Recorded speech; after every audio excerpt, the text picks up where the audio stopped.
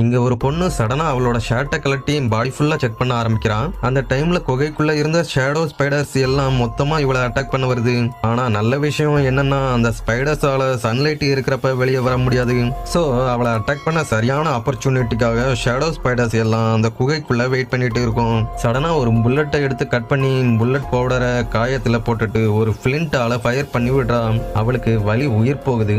ஆனா அங்கிருந்து உயிரோட தப்பிக்க வேற வழியே இல்ல. அதுக்கப்புறமா அங்கிருந்து மெல்ல தடுமாறி அந்த மலையோட டாப்புக்கு போயிடுறான். அங்க இருந்து பார்க்கும்போது அவன் முன்னாடி முடிவே இல்லாத ஒரு பெரிய பாலைவனம் தான் இருந்துச்சு. உடனே அந்த பாலைவனத்தை கிராஸ் பண்ண முடியுமான்னு செக் பண்றதுக்காக ஒரு கல்லை எடுத்து அந்த பாலைவனத்துல வீசுறான். சடனா அந்த பாலைவன மணலுக்குள்ள இருந்து ஒரு பெரிய மான்ஸ்டர் வெளியே வருது. ஆக்சுவலா கொஞ்ச நாளைக்கு முன்னாடி தான் இந்த மான்ஸ்டர் இவளோட டீம் ஆட்களை கொடூரமா கிழிச்சு சாப்பிட்டு இருக்கும். உடனே வேகமா அங்கிருந்து தப்பிச்சு வேற ரூட்ல பாறைகளோட இடுக்குகள் வழியா போறான். அதிசயமா அங்க ஒரு தண்ணீர் ஊற்று இருக்குது. அதை பார்த்ததும்